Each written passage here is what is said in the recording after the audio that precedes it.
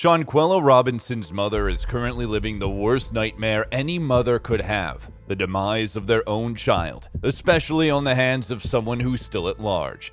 And what's worse is that Shanquella's so-called friends are the ones who might be responsible. So, as a mother of a deceased child, what do you think Shanquella's mother has to say about the events and about her child's supposed friend, Daejanae Jackson? That's what we're delving into in today's video. But of course, before I spill anything, make sure first that you subscribe to our channel and hit that notification bell for more updates and videos like this. Now, let's jump in. Daejanae Jackson, one of the friends who accompanied Shanquella Robinson to Mexico, was arrested in connection with her assassination. According to Yahoo News, Jackson was arrested on the night of November 28 by Interpol agents after Mexico issued an arrest warrant seeking Jackson's extradition. She was then placed in federal custody while she awaits the beginning of her extradition process to Mexico.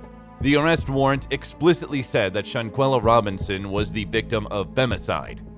This case is fully clarified. We even have a court order. There is an arrest warrant issued for the crime of femicide to the detriment of the victim and against an alleged perpetrator, a friend of her who is the direct aggressor, said Mexican prosecutor Daniel de la Rosa Anaya.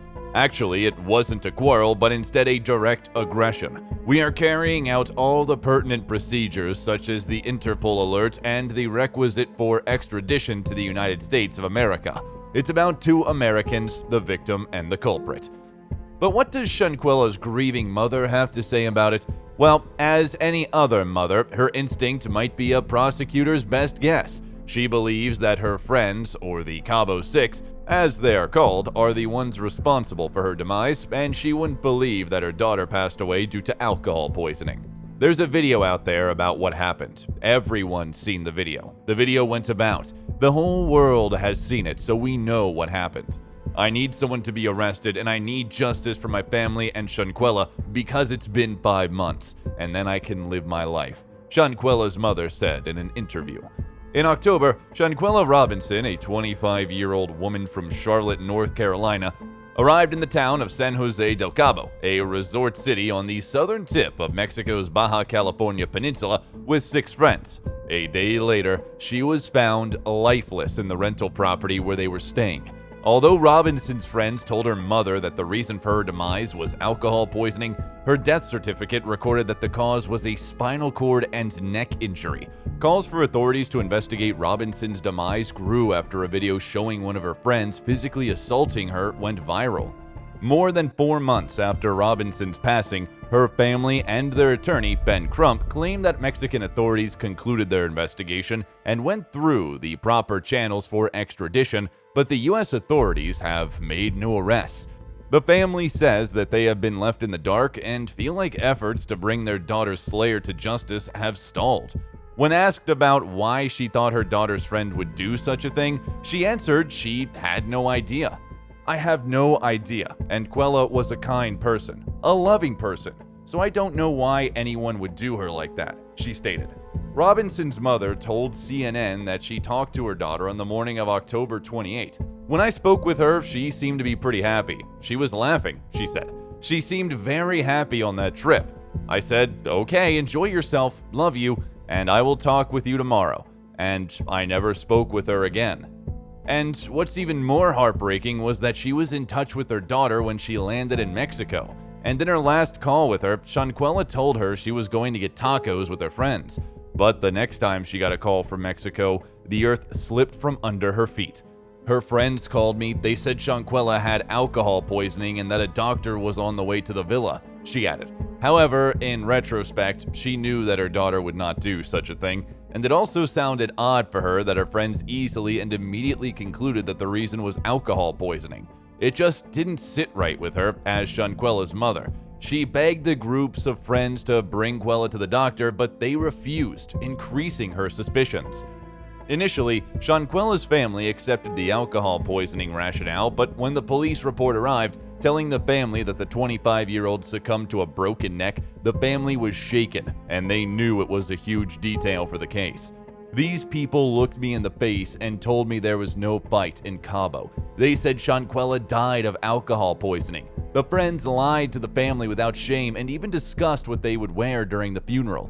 They were crying. They said they never had a fight. They even sat there and said they were picking out what to wear for the funeral.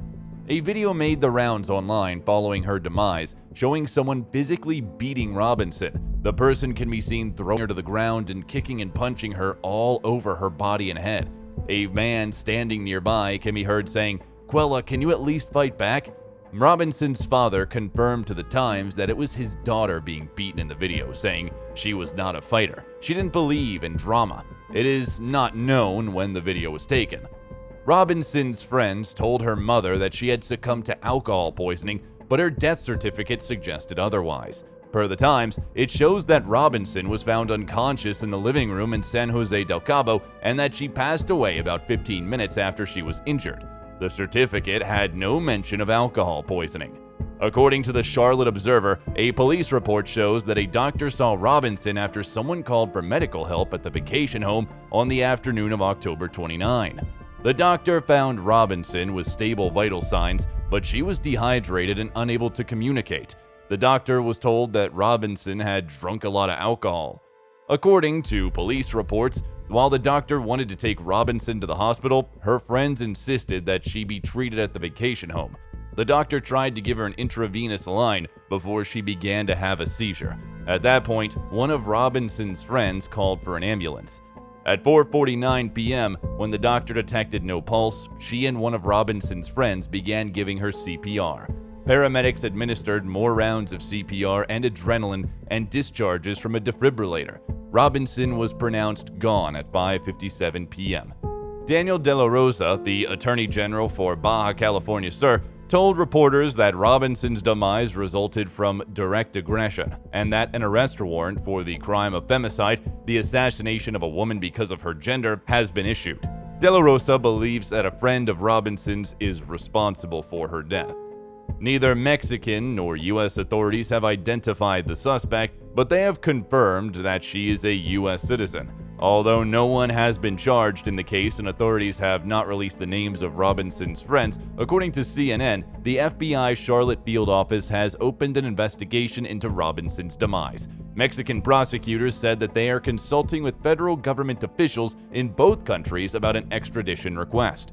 "We are already carrying out all the relevant procedures, both the Interpol file and the extradition request," De La Rosa said. "I hate to see my child leave her like that, That was a terrible way for her to die," Shanquella's mother voiced out. Quilla Long, Robinson's sister, said that the process of trying to get justice for her sister has been frustrating and disheartening. "I feel like our government has failed us," she said.